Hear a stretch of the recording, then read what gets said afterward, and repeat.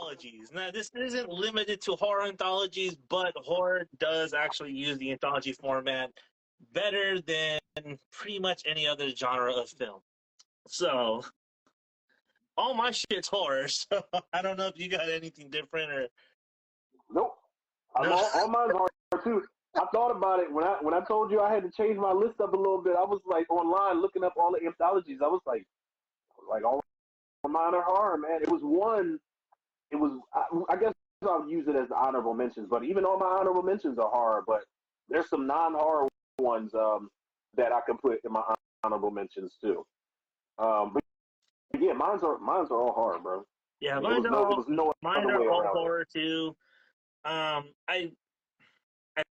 think we might share one movie, maybe two. No, actually, probably maybe two. I think two, maybe two. I want to say two. I know for sure. There's one we got on our list that's the same, and I know for a fact that there's one that I have on my list that you'll disagree with because you have something else. Okay. If that makes any sense. Because I know you prefer one. I know you prefer. No, not Pulp Fiction. But in the case of the other one, I know you prefer one over the other, and you've got your reasons why. Okay. So I know that's definitely on my list. I know two that are on your list for sure, probably. Yeah, we'll get there. Yeah, I think I jumped it off. Last time. You can jump into your your number 5. This one's actually a rewatch. It's called Theater of Bizarre. This came out in 2012. It's 6 stories. It's just about sex, and it's fucking gnarly. Oh, gotta love it. It's really gnarly. But the one thing is that there's 2 stories in this movie that really do not belong, and it's the first story and it's the third story because they kind of disrupt the momentum and the flow of the movie. The first one is really about an American couple that goes to Europe looking for the Necronomicon. He runs into a witch at a farmer's market. She seduces him, and while they're having sex, she turns into a giant fucking toad. It's the original Shape of Water. You see, like, this giant ass toad just like. Oh, she turns into a toad. He turns into a giant ass toad. It's fucking wild, bro. You said it's called Theater of the Czar? Yeah, Theater of Bizarre. Oh, the Theater of Bizarre. And then there's turns into a toad. Yeah, she turns into a toad. And it's basically a Lovecraft story, and they did this short story better in the Necronomicon anthology in '97, and there's actually a better version of it called The Deer Woman in Masters of Horror. I didn't really like it. I thought it was too slow. I didn't care for it. And then Udo Kier's in the movie. He's our MC throughout. So, anything with Udo Kier, man, I got to have on the list. Theater of Bizarre. I've never heard of this show. You said she turns into a toad. Yeah, she turns into a giant ass toad, bro. Does he keep fucking her at that point? Yeah, or does he stop? No, she's fucking straddling him like nonstop, bro. Now listen, I'm not condoning this type of behavior. With the big old Okay. You know why? He probably didn't write it because she put that amphibian grip elsewhere, and she kept him locked into that thing. Yeah. That's probably what that was. She created that snappy nappy dugout for real, and he probably was like, look, let me just embrace it. Let me just let this happen. That is crazy, yo. Yeah. That was. But other than that, I think this is in this. Yeah, he's our MC. No, but was he in this a lot? Because they only put him in cameos and such. No, yeah, he's our Clarence William III. Oh, he's the storyteller. Yeah. Oh, that's fire. Yeah. That's a great actor to pick to play the guy that's going to introduce your stories for you in an anthology. That's brilliant, yo. Yeah, it is, and he does such a great job because at the beginning of it, he looks like this giant marionette puppet, and then slowly becomes human, and it's so weird the way they do it. Udo. Yeah, I never even heard of this shit, man. But Udo, that is great casting right there. That I'm looking at the it's other on that actors. website. Oh, So is it? it is pretty gnarly. It is not safe for work. This movie deals with a lot of sex, infidelity, nudity, bestiality. So this movie's pretty fucking insane. Again, there are two stories in here that do not belong in here. It's called The Accident and Mother of Toads. Both of those disrupt the flow and the momentum of it. What the fuck is wrong with his face? Oh, this must be when you said he pops up like a puppet, Yeah, because this shit is all yeah. that shit It looks like is it's all unsettling. scaly, like a fish. Yeah, Yeah, yeah, yeah. I don't like that. I don't like how that looks. it's creepy because then his That looks that looks weird. yeah. Just wait till you see him in action, bro, because he starts moving like a puppet, and it's just like, what the fuck? Yeah, it's actually a good one. Sweets is arguably probably one of the more disgusting ones on here, and it's the last one. So I recommend not eating anything during watching Sweets because that is fucking gnarly. Man, look, man. I don't. I eat watching any horror movie. I I was, ain't no. dude, I was eating my ice cream when this one came on, and the way they shoot this dude just eating sweets, I had to put my ice cream away. I was like, this is fucking gross. This is giving me diabetes. Is it like Dennis Quaid in Yeah, The Substance where he was eating yeah, that shrimp? Oh yeah, God! Everybody said the same thing. That was like, yo, as crazy as a body horror movie that is, they said the nastiest thing is Dennis Quaid eating that shrimp in The yeah, Substance. That shit was so. Oh God! Yeah, it was, yeah. They get the close ups and everything, bro. That's my number five, Theater of Bizarre. I mean, really not much to say. It is a interesting movie. Runs a little long, but other than that, that's what I got.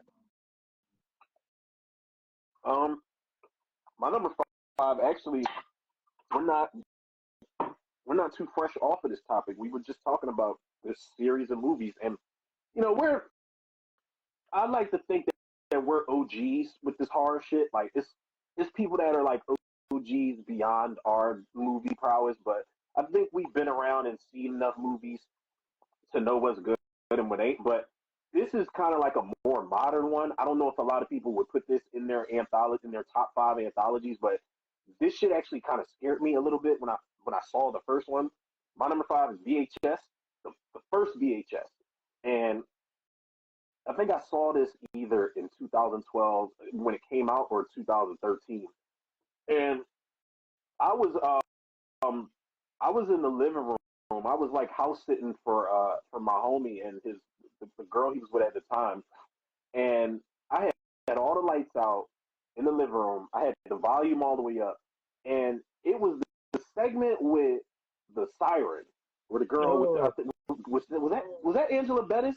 Was that Angela Bettis? no, I'm not no, that sure. wasn't Angela Bettis. That was Cheryl Flynn or something like that. I just had her name up That right now. and I like the idea. I think at the time I had already seen I think I seen Cloverfield. That shit was dope. Um, I think I had already seen Quarantine. I had seen Diary of the Dead. I didn't really like it, but I was like, okay, there can really be good found footage movies outside of that Blair Witch bullshit. And I did not expect VHS to take me by storm the way it did because I'm like, wait, you can do found footage anthologies. I didn't know that. But that siren, when that girl's head splits open and she fucks all those dudes up, that Yeah, kind of creeped me out. Then the whole thing with that killer in the woods, I still to this day don't know what that guy is. He was like a blur on the camera. He was murdering everybody in the woods. yeah. I think he was supposed to be like a alien. Yeah, like what the fuck? Like what is he, man? There was a girl that was just talking and he threw a knife in the back of her head and her eye was on the end of the blade and she's just still talking. I was like, yo, what the fuck is going on in this? But what really freaked me out was I think it was the last segment with the haunted house.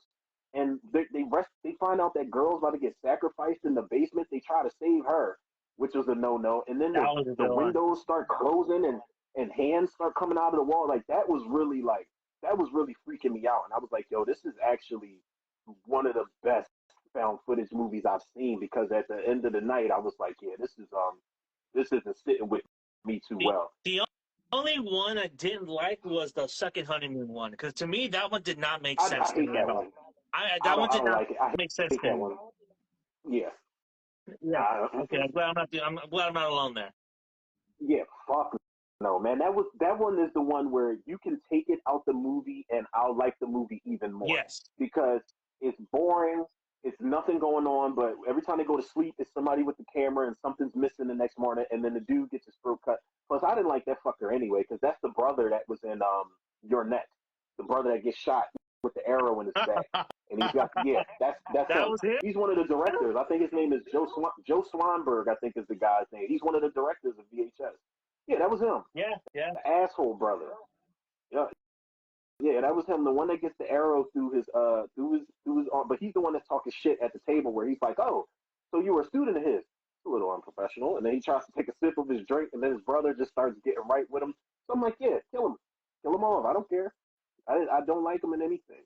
I'm glad he's a hard director, a well-known hard director, but I'm just like, fuck him. I hate that segment. Yeah. It's trash. Think that I think that segment is not really good. Doesn't make Nope, sense. There's no nope, setup. nope. None So of it. yeah. So when that reveal happens with the girlfriend, it's just like, huh? What? Yeah, I to this day I could not tell you or anybody else what that segment actually means and what's actually going on, because I don't fucking know, and I don't even really care to look into it. That's that one. Every anthology's got one segment I can kind of go without. That one I can just go without Yeah. entirely. I don't miss shit about it at all. But yeah, that's VHS is my number five. It was going to be between that and like VHS 2, and I was like, I gotta put the first one on there, because that was a game changer right there. Well, sticking with that franchise, VHS 94 is on mine. I think this one is actually the strongest out of the bunch, in my opinion. I haven't seen VHS 2, so I might change my mind once I see that. But honestly, this is up there with me. Like this has the wake, this has the project one, Yes, this has the woman going into the tunnels, and we're Ratma. even the wraparound segment is not even that bad. This is the one this is the one with Ratma, Yeah, and this is the one. Okay, this is the one with the dead body, and this is the one where the dude was like Dr. Frankenstein in that laboratory or something yeah. like that. And it has like and the last one with the vampire Ooh. at the farmhouse was so Oh, fucking fuck hilarious, off. and that is one of the reasons why it's on my fucking list, because that was so fucking great. Yo, I love that vampire shit. That when I had did a commentary the first time I watched it. Again, all the lights out, volume turned all the way up, and when the dude's looking up in the attic and that vampire mouth extends down and bites his Yeah, face off or whatever, I was like, oh shit, this shit is lit, man. I love. You might make a good argument when you say this. This is the best one for you out of all of them. This one was good. I had to be sure about all of the segments that were in here, but this one was definitely yeah. good. Even the one with the SWAT team going into the warehouse, looking for the two doctors. Even the ending Mm-hmm. to that actually has a good payoff to it. So I think this one for me is like the strongest one out of the bunch. I can't say that there's a weak segment here. I feel like every segment here stays within its length, knows what it Yeah, needs to do, and then gets out right before it gets too long. yeah. All of the segments. I'm looking at the pictures from them now. Yeah, all of the segments hit in this one for the most part. I felt bad for like that Dr. Frankenstein one was probably like one of the more like disturbing ones for me, because they wanted to get that girl out, and then the one SWAT team members like, yo, we're not bringing her back home to her to her parents like this. Like, fuck it, we're gonna kill her, leave her here, whatever they were trying to decide to do. But yeah, that was rough, because take me home. I don't give a fuck if I'm a head with mechanical legs at the neck. Take me home, yo. I'll make it work. I'll Yeah, figure and it then out. once that machine, once that Frankenstein just gets up and starts going ham on those SWAT team members, bro, I'm like, wow, like Yeah, that's it. that was some good shit, man. Yeah, this one, this was a good one for sure. Yeah. I I, I can't argue 94. That was I'm trying to see if it was the same because they play musical chairs with these directors a lot, man. But I do like that they give different directors opportunities for these movies. Like I think Justin Long was one of the directors no, in the last one. It was him. that's 99. Was it It was 99? Yeah, well, I 99. was about to say it was one of them that he was on board with. Yeah, it was 99 was 99. that the one? Was that the one with the rock band chicks? Yeah, which I was like, That dude, was underground. that should have been its own movie. That should have been its own Own movie, movie. right? Missed opportunity, yo. I love that fucking segment, yo, because it's like they shouldn't have been down there, but when they realized what was going on, I'm like, yeah, you're fucked. And Yeah, I want y'all to get out of there, but it's not looking good for them y'all. going, the two dudes going to hell. I thought that was kind of funny. Oh yeah, they found that girl that was just like, come. She was like the human female golem. She's like, come this way. I know the way out, and all this other Yeah, shit. And they were getting chased by whatever that demon devil thing was. Yeah, these shits is yeah, man, VHS. That's why I said when you see viral, you're gonna be like, well, I mean, you might feel differently, but viral is like it's a weak spot in the whole franchise, and there's been like 7 or 8 of these movies. I feel I think there's another viral one coming. was way too soon because they didn't understand what viral meant when that movie came out. I do think if that Yeah, movie had came out, if they made VHS viral now, that movie would be a lot different than I don't know which what it one was. is coming next. I forgot what the one. I don't There's think another there is one any coming out. VHS dropping this year. Not this year, but it's one. What is it called? I don't remember what it's called. Is it VHS 80? No, I don't know. I'll figure it out at some point. I don't know. Yeah, it's not. It's not popping up. Well, maybe they lied to me. Yeah,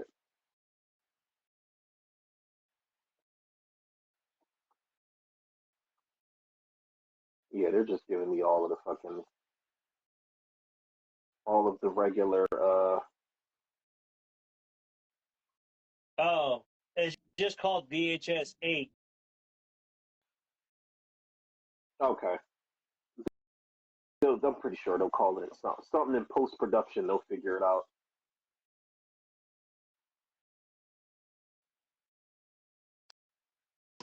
Okay, so what's your number 4? All right. My number 4.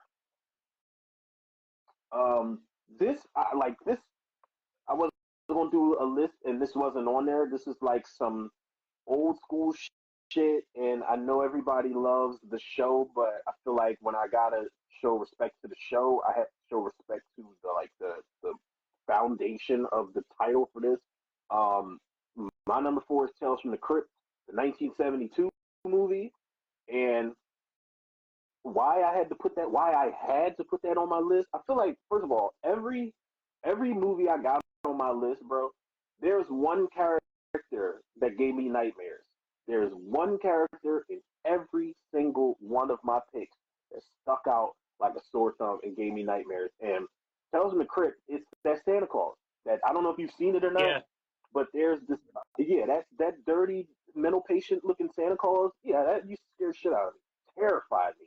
And Peter Cushing scared me when he was like Grimsdyke and he came back from the dead, but it's something about that movie where like I don't know what it is about British television and British movies that just puts me in like a everybody's just like, I know this morning that I went down to the garden and saw someone's heart pulled out. And it's like some really grim shit going on in yeah, the movie, but these people are still selling it like with these good performances, man. And I think Joan Collins was the lady that was in The Santa Claus in all through the one. house segment.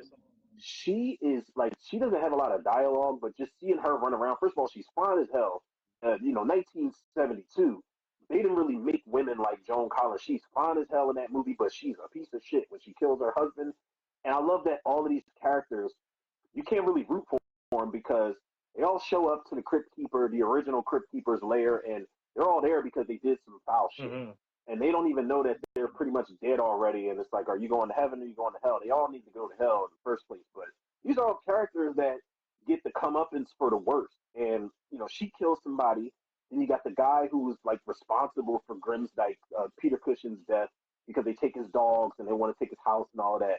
Then you got the guy who's fucking with the blind people. Then you got the guy who's cheating on his wife and not taking care of his kids and shit. He ends up getting in a car accident. Like all of the stories are like these like early version morality tales that like a lot of people still copy. Like, and All Through the House got a remake. Yeah. On Tales from the Crypt with Larry Drake and I can't remember the actress's name from, was she in Die Hard? She was that's Robin Zemeckis' wife. Really? Yeah. And she was the mom in the Goonies. Yeah, she was the mom in the Goonies, but I feel like if not all of these, then some of these have been recreated in some type of way. And for it to be like old 70s British horror, like it still holds up pretty well. Like there's a scene where the guy is like trying to safely maneuver his way through that hallway full of razor blades. That shit is nightmare fuel, man, because they let a German shepherd loose in that hallway and he ends up dying. You don't see it. And that's another thing about the movie that makes it kind of scary and creepy is they don't really show violence in it. Like you see somebody's heart that's already been taken out. You see like a little splash of blood when Joan Collins kills her husband, but like they leave a lot of shit to the imagination in this movie, man. And for it to be like a '70s anthology movie, I was like, yeah, this holds up pretty well, performance and creep factor wise. The only one I didn't really like was the one with the not the monkey, but what was it, like a Buddha statue or something, where they kept making wishes. She wished for some money to be rich, and then her brother died. She got his insurance money, and then she wished to bring him back. Yeah, she wished to bring him back, and he came back to life. And she's like, "Well, what's wrong with him?" And he was like, "Yo, he's been embalmed. Like he's in pain. The fuck? Like what is? Like this doesn't work like that. Like and that was like that's something that a lot of people don't think about when they do movies nowadays. When they bring people back to life, like their bodies have been embalmed and there's poison running through their fucking veins and shit. Like he's screaming because he's in pain. Like it's not like he's not going to feel it just because he's undead. And then she kept trying to chop him up in the coffin, and his hand is moving and all. Like it's just a weird, creepy ass movie that still holds up. And the ending's hilarious. When that dude's walking out and then he just falls, so he doesn't see like the bottom is going, and you see him fall into hell. I'm like, yeah, chef's kiss on that ending. Tales from the Crypt. My number 5. That's my shit.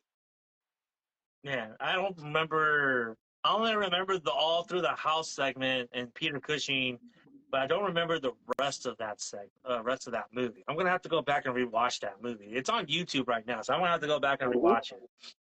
Yeah, it's on YouTube for the free ski. So yeah, they got the Peter Cushing one. They got the one with the monkey's paw or whatever the fuck it is. They got the one with the blind guys and the one with the guy who he gets into a car accident. He doesn't know he's like horribly burned up and shit. And you get like this great POV sequence where he's going to find the girl that was in the accident with him, but he doesn't know that people are running away from him because he's like all burnt up and shit. But it's pretty good, man. Like the whole movie it holds up pretty well. Well, staying on that side of the pond, mine is actually from London as well, from Britain. It is Asylum from 1972. And this one is about a hotshot doctor being transferred from London to a mental institution out in the sticks. And he's supposed to go and interview with a Dr. Starr, but Dr. Starr had a incident with a patient that broke his mental state. Now, Dr. Starr thinks that he's the patient. He goes and meets with Dr. Rutherford, who's second housing. They start talking. He's like, you know what? I don't think Dr. Rutherford tells Dr. Martin, look, I don't think you're qualified. I think you're too young to be a house supervisor. And Dr. Rutherford tells Dr. Martin, says, look, I have 4 patients upstairs. One of them is Dr. Starr. Your job is to go interview each and every one of those patients and tell me which one you think is Dr. Starr. And if you can guess right, you got the job. He does it. He doesn't want to play the game, but he's like, I'm already here. And this has arguably one of the best fucking wraparound segments of all time. This was actually a bit higher, but because you did Tales from the Crypt, I wanted to segue into also, I had a British anthology as well. This one segue. is fucking phenomenal. Now, if you can get past the first segment, Frozen Fear, which is kind of out there, is about a guy who hacks up his wife because his wife doesn't want to divorce him, because if she divorces him, he gets half her shit. And she doesn't want to give him the satisfaction with him and his lover, but he hacks her up. But there's no blood, there's no nothing, and then the fact they're just going like this, waving the axe, they're not selling any of the shit. So that's what kind of bugs me about it. There's some really strong segments in here. I like Lucy Comes to Stay. Basically, Drop Dead Fred if B.B. Cates was the murderer. The Weird Taylor. Another Peter Cushing sighting. I see. And yeah, this was a really good movie. Had 2 great twists here that you really don't see coming, and then it ends on such a high note and doesn't overstay its welcome. All segments are timed perfectly. They don't overstay their welcome. They get in, they get out, boom. And then once you get to the reveal, it cuts right back into our interviews. This is a really great find. I heard about this movie for a long time. I finally sat down and watched it, and I thought it was phenomenal. I thought it was great. I normally don't go for 70s movies either. I don't really watch horror movies from the 70s because I just think they're not as sophisticated as they are like later in the decade. You know what I mean? But I felt this one's very sophisticated in its storytelling and the way that it effectively executed its reveal. It was bravo, dude. Bravo. This is on YouTube. Written by Robert Bloch, the guy that wrote Psycho. I see. This was written by the guy that wrote Psycho, Robert Bloch. I did not know that. Yeah. That's impressive. There's another guy that was in Tales from the Crypt that's in this. He was in the trailer. I turned the trailer off or I scrolled away from the trailer on IMDb because I didn't want to get anything ruined for me. But the guy who was in the segment with the blind people I was talking about, he's in this too. I guess all those British horror anthology actors stick together. I'm Patrick, sure made by the same Patrick company. McGee. Because Patrick McGee is the actor's name. Okay, which one was he in? Which Tales from the Crypt segment? No, which actor was he in? He's in this picture where he's just sitting there, and there's like a figurine with a spike that's behind his neck, about to stab him. Oh, that's Dr. Rutherford. Trailer already ruined it because he's like, and then he just falls on the ground. Yeah, but that's you don't know why. Like, you don't know why though. When you know the why, you're like, nah. It's like every trailer from the 70s and the 80s, like they spoiled so many deaths. It's like maybe Halloween Kills trailer was a homage to how they used to do trailers back in the day. Because they spoiled so many death scenes in these trailers. Yeah. It's because back then audiences just wanted death. So they're like, we'll just give you death and then we'll give you the story later. Yeah. And now they're just like, yeah, we don't. Like Friday the 13th trailer, they show you at like 1 through 13 deaths, and they just recycle certain scenes to make it seem like more people get killed. Yeah. Because Friday the 13th, there's only like fucking 5 deaths in it, and they gave us like 13 sequences. All in from that trailer. different angles from the same shot. Yeah, like they had like fake jump scares like in that trailer. I mean, they did that for the remake too. But yeah, don't spoil the kills and shit. Like don't spoil all of them. You can show me like a couple here and there, but that's like the new I Know What You Did Last Summer trailer. They said that there's a kill in there that's brutal as fuck in the new trailer, and I was like, all right, but don't show me anything else. One Wait, brutal I kill know is it's all I Jealous need. Summer has a trailer? Yeah, they premiered it at one of the cons, and there's a whole break. This is what I like. Sometimes it's cool, but sometimes I don't want to know what the whole fucking trailer breakdown is, and that's my own dumbass fault because I don't have to read the whole thing because I'm the type of person I'm sitting there complaining, bro. Like I'm sitting there like, man, why you got to put the whole synopsis for the trailer and the whole trailer description up here, man? Why would you even put that online? But my dumbass is sitting there just continuously reading it all the way through because I just can't look away from it. Yeah, they break down the entire trailer for I Know What You Did Last Summer. Most of it, probably like 85% of what's in that trailer, they showed it at like one of the events, and apparently it got some good reactions, some good feedback from it.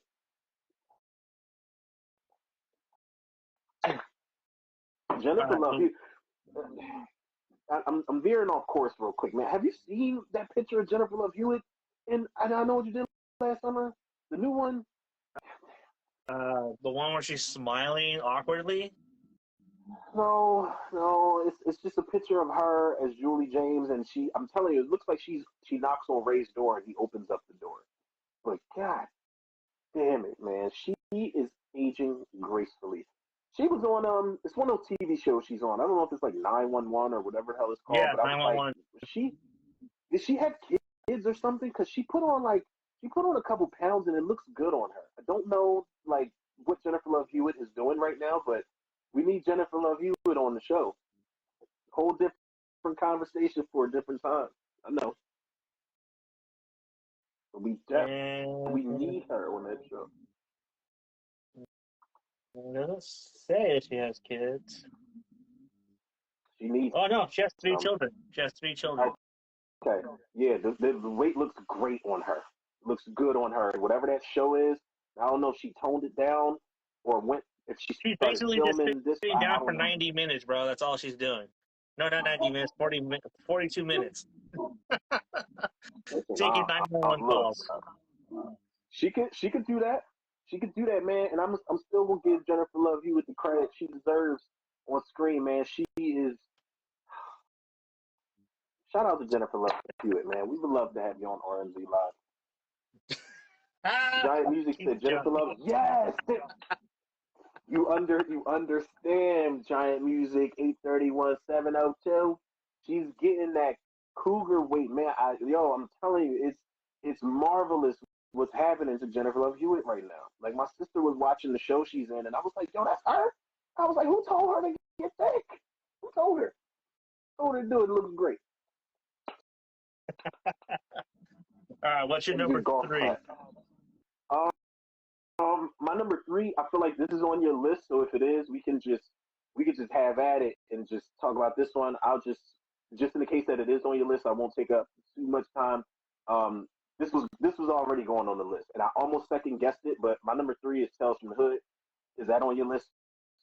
Okay, Yes, cool. that is my number one. Yeah, I knew that was going to be somewhere because of how we talk about that movie, but how you appreciate probably the wraparound a little bit more than I do. Um, Tales from the Hood, man, like where do you start with an anthology movie? Now, I don't know if at this point we had any black anthology horror movies at this time. I don't think we did. So this was kind of like this was groundbreaking. Again, this is an anthology that has a character that gave me nightmares. The character of Martin Morehouse, this politician who Yeah. was basically like the Martin Luther King of the horror movie world of 1995, and corrupt, dirty cops murdered him, and he came back to get revenge. This movie, like, the movie just hold like the movie means more now, I think, than it did back then. And I don't know if they knew that it was going to survive as long as it did, but you watch it now and it's like, damn, corrupt It's a cops premonition. and exactly like corrupt cops and crooked politicians and school bully and domestic abuse and black on black gang violence and gun violence and all of this shit that they put in this horror movie. If you would have made this today, people would have called it woke. But the fact that they made it in '95 and it's still surviving, you can't really say that because it kind of revolutionized like black anthology horror that was saying something. I think Spike Lee, um, being like a producer on this or whatever he was, had a lot to do with it. The cast was amazing. I've been trying to interview the writer for fucking like 5 years now. Rusty Cundiff. Yeah. Oh, and the director because he's from like Pennsylvania or something like that. I was like, for real, big talk. Like, come on, man. Like, what are you waiting for, Rusty? We need to get you on the. And Darren Scott helped write this, man, and he does horror in his black movies too. Like, I don't know if you've ever seen Caught Up. It is a hood horror movie. Is that The the one with Bokeem Usher? Woodbine, Tony Todd's in there. No, that's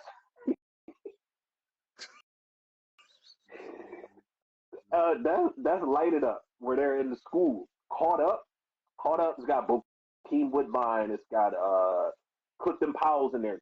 Tony Todd's in there. Basil Wallace from Return of the Living Dead 3 is in there. But Darren Scott, it's like a hood horror movie. There's like some wild shit in there. But yeah, Tales from the Hood, man. They deliver a lot with the scares, Like, and they managed to they pushed the envelope with this shit. Like the David Allen Greer segment when Walter's balling up the paper and his body's twisted. I'm like, that I hadn't seen shit like that before. I hadn't seen it, man. It's amazing. Corbin Burnson's a racist asshole in the movie, but his performance is so good in this movie. He's fucking great in this movie. Rest in peace, shout out to Wayne Hauser, by the way, because he passed away recently. He's in it too. There's the crooked cop in the beginning. Mm-hmm. Strom. Yeah, this is my number one. Actually, it was my number one, and I had Trick or Treat tied with it as my number one.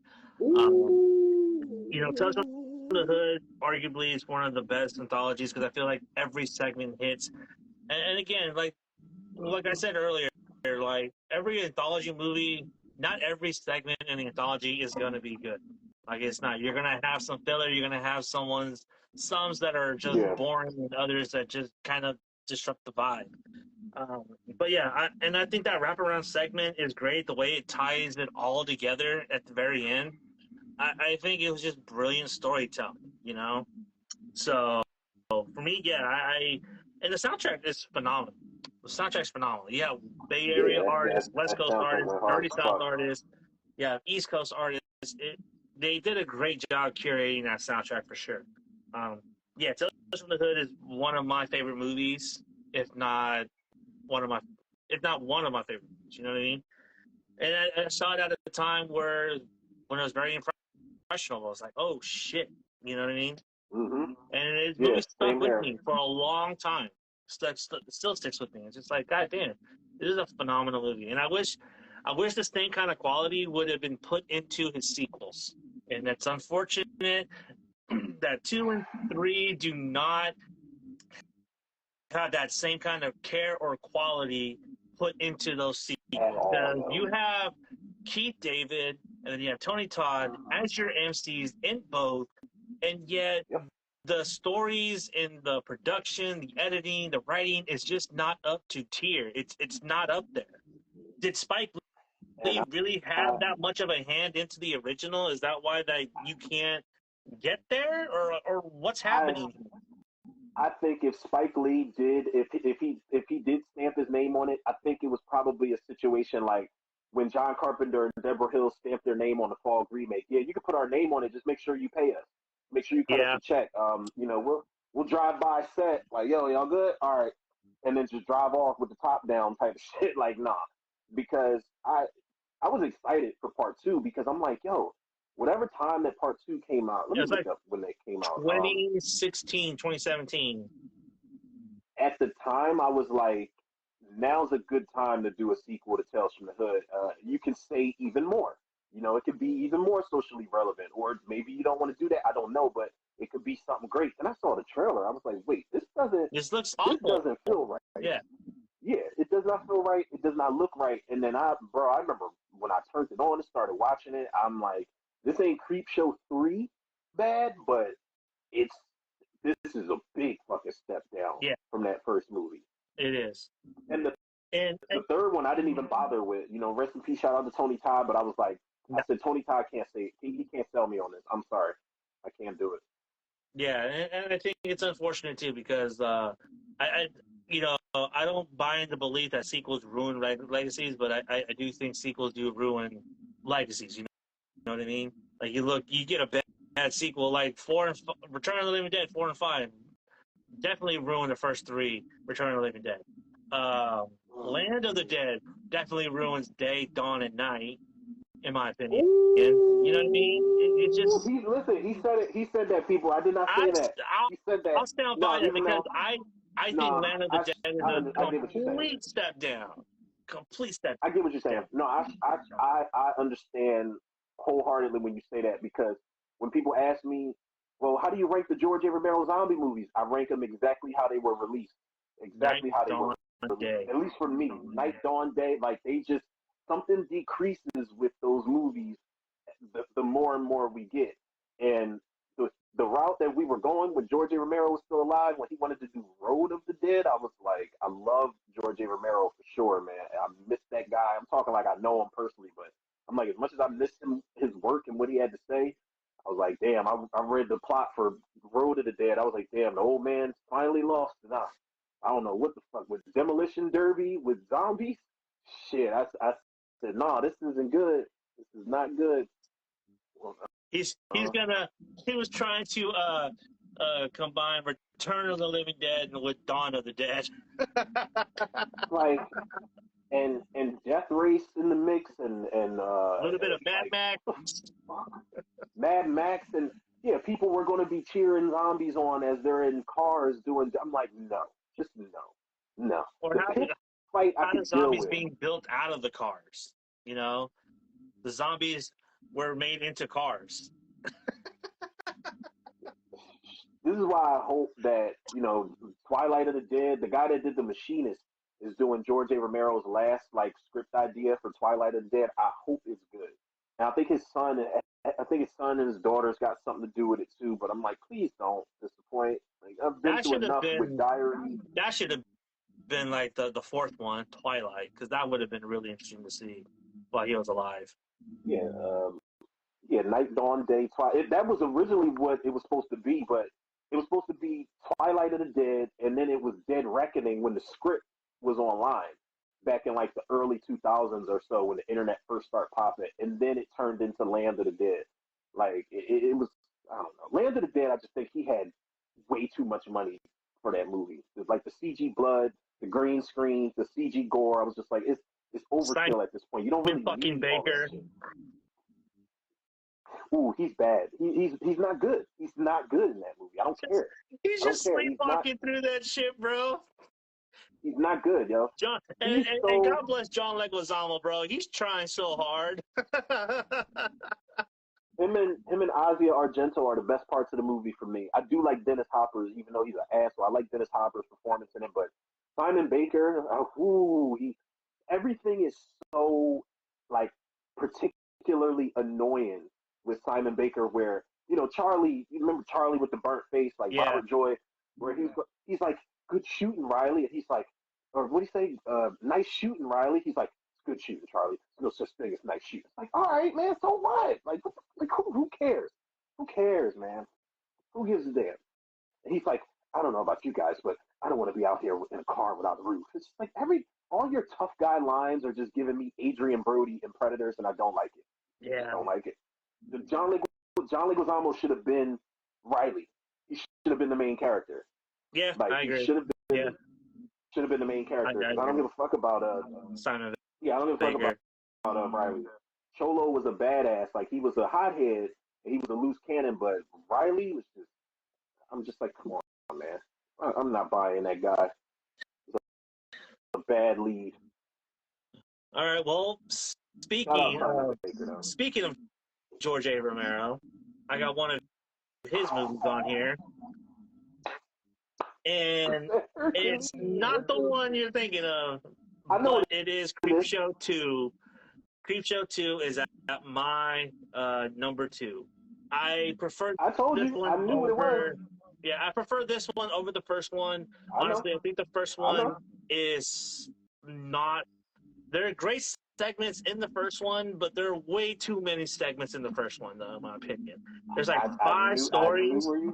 It's just like, yeah, like the Jordy one, I don't care about. The roach, the ones with the roaches, I didn't care. Creeping up on you. Yeah. I thought the one with the stairs with Adrian Barbeau was really funny. The one with Ted Danson and Leslie Nielsen, I thought was really good.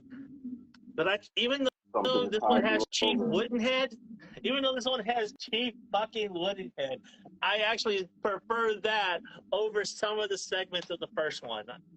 That's blasphemous, I know, but no one likes Chief Woodenhead. I love old Chief Woodenhead. Don't get it twisted. I've always loved. First of all, I love Creepshow 2, but Chief Woodenhead, I feel like it was made like you go back and watch it now, and it's like, well, they could outrun an India, but I think at the time they made it exactly how they were supposed to make it. Because now they would probably CG Chief Woodenhead, have him running around and shit like RoboCop remake, but nah, he's an old wooden statue, and he just comes to life, and he just exacts revenge in a creepy, like calculated way. Like I love old Chief Woodenhead, man, and I felt so bad for the shop owners in that movie, man. Yeah. I felt bad for the guy and his wife, man. It was terrible what happened to them. Yeah, that was fucked up. And this one has the raft. This one, hey, give me a ride, lady. That last one was so good with the girl just. The hitchhiker. Yeah, that was so good, man. And it ended on such a high note. You know what I mean? I just like Creepshow 2 because it knew what it was. It knew what it wanted to be. It was funner. It was scarier, and it didn't overstay its welcome. And that's the problem with a lot of anthology movies, that they feel like more is better. No, less is better. You know, less is better. You know what I mean? Like that's the problem with the Theater Bazaar. There's 6 fucking stories in that, but you can get rid of 2 of them, and the film will be better for it. You know? Yeah. But yeah, I think Creepshow 2. It's just so much fun. And that teaser trailer is arguably one of the best teaser trailers I've ever fucking seen. I remember. Which one? So I remember I had this VHS copy of House 2, the second story. I used to love that movie as a kid. Don't judge. Okay. No, listen, I saw it once, and I remember as a kid thinking, this is cool. And then the older I got, like, I would look back on it. I was like, wait, this old dead man and this zombie dog? I was like, what the fuck is going on in this movie? The caterpillar dog? Yeah, dude. The caterpillar dog. That was it. It was a caterpillar dog. Yeah, I forgot what type of dog it actually was. It was kind of cool, though. This dog was kind of cool, kind of cute. And I was like, what the fuck? But I don't know. It can't be any worse than the sequels that they had for House and all that shit. Yeah, the first House was garbage. I didn't really care for the first House. Like the first. I couldn't make it through it, to be honest. I'm not even gonna lie, bro. Everybody loves it. They were like, "Yeah, House and Steve Miner and all." I was like, "All right, I'll give it a watch." I could not make it through that bullshit. Once you get to that Power Ranger villain toward the end of the movie, couldn't do it. Couldn't do it. I'm right there with you, man. I just could not commit to it. I'll give part 2, grace over part 1 for sure. Part 1, I'm just like William Cat is hard to follow in that movie. I'm just like I don't care. I just don't give a shit. He's in military gear, setting traps and shit. I'm like, I don't give a fuck. I don't care. Well, what I was saying though, there was a teaser trailer on that VHS, and it's a movie theater of the crowd reaction to watching Creepshow 2, and it's going down the aisle, and then it's the creeper himself. I think it's supposed to be Tom Savini or someone, but he's all dressed. He's all looks like a zombie. Oh yeah, like Creepshow 2, George A. Romero, blah blah blah. I don't know. It's a very effective teaser, in my opinion. I'll send it to you. It's like a 30-second TV spot. It's so good, man. Wait, did I find it? I think I. Oh, yep, I just found it. God, is that Tom Savini? I don't know if that's Tom Savini or not, but This fucking creeper just in there chilling in the theater with everybody. His yeah. long, nasty ass fingernails. Because I know Tom Savini played the creeper in the last segment. Yeah, at the end of it. This another thing about Creepshow too. Can we just acknowledge the fact that Randy would have gotten Me Too'd in 2025? Because remember when that girl sleep on the raft, Laverne? When she's sleeping on the raft Yeah. and he's like kissing all over her, it's like you don't have consent to do that, my man. You're going to fuck to jail. You're going to jail, man. And he wanted the one girl who didn't want him. Like that redhead chick was on his top throughout Yeah. the movie. Like there's a moment where when they're all on the raft, she takes like her sweater off and like to unveil her bathing suit in front of him, and she kind of like looks up at him, and then she kind of just like does this little shy thing and cowers away. He's not even paying her any mind. He's looking at Laverne, who's Deke's girlfriend, and I'm just like, what? Like that's another thing I like about Creepshow is that I cared about the characters outside of the shit that they had going on. Like the four people on the raft, I cared about the shop owners and the Indian guy, and I would have watched the whole movie with Lois Charles just driving in that car at night trying to get home talking to herself. That's how good she is in that movie, yo. Like even before the hitchhiker pops up, she's really good in that fucking movie. And Tom Wright, he played the hitchhiker and he played Martin Morehouse in Tales from the Hood. He's 2 for 2. Yeah. Nightmare fuel. Straight up. Hey, lady, give me a ride. Yeah, that's just nightmare fuel, man. And there was so many times as a kid I didn't even realize that when she's driving, talking to herself, when she like turns around that corner on the highway, she drives past them. That's why she like kind of like looks back and then she's like, and then she hits the brakes and then she turns around and sees him. It was so many times I saw that as a kid where I did not see him. Like when she drives past Yeah. him and they got the interior shot of her where he's like waving the sign and she's like, that shit is terrifying, yo. That whole segment because just like imagine this guy that just won't die and all he just keeps saying is thanks for the ride, lady. I'm like, that's wild. Yeah. So that's my number 2 creep show too. It's a fun movie and not far from perfect, but almost there. You know. She wasn't shit either because she was definitely going home to her husband who she just cheated Yeah. on. Remember when she She was woke an up, adulteress. she paid the guy the money and all of this type of shit, and then she just left. And it's like Jesus, man, that was her other comeuppance, I guess. But you know. What you got for your next one? Um, my number 2, little bit of controversy behind this movie, but I'm willing to let that slide based off the fact that there's a character and 2 segments that scared the shit out of me as a kid in this. Actually, 3. No, there's a prologue and there's 2 segments that gave me nightmares. My number 2 is Twilight Zone, the movie, and when I say that there is, yeah, when I say there's controversy behind this, now for the uninitiated out there, some people died on the set of this movie while they were filming it. For the people that don't know, Vic Morrow, rest in peace, shout out to him, and the 2 kids that were killed. There was a helicopter explosion. The kids were working illegally at night for the sequence, and they died. Helicopter explosion. And John Landis John Landis was like one of the first directors to almost get canceled over some shit like this, man. Like it was so much controversy behind this movie, and I think the production did suffer because of that. But the finished product is kind of like you could call this a horror anthology, or you could kind of call this like a fantasy anthology because it's horror in here, but there's a lot of like Fantasy in there. magical shit, Yeah. fantasy and magical aspects in this shit, man. Especially with With the old the folks. Scatman, yeah, exactly, the Scatman Crothers old folks segment. Like that was like I appreciate it now, but as a kid, I was like, you could take this out and I'll be fine. Like, I didn't like that segment as a kid. Watching it now, I'm like, okay, like, they want to hold on to their youth so bad that they don't want to change back into old folks. And so much so that the dude, Mr. AG or whatever, is it Mr. AG? I can't remember his name, but he just ran off and wanted to stay a kid. Yeah. And the old guy's like, yo, I want to come with you. And Scatman Crothers is just this guy who's just going from retirement home to retirement home, just making these people feel young again. You know, like, and that's fantasy. The shit with the little boy can be considered fantasy too. The little boy that can whatever he wishes for.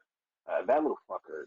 He's up there with like Macaulay Culkin and the Good Son and Yeah, and Mike. the Simpsons.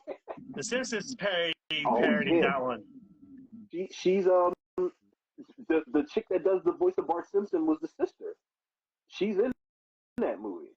Oh, really?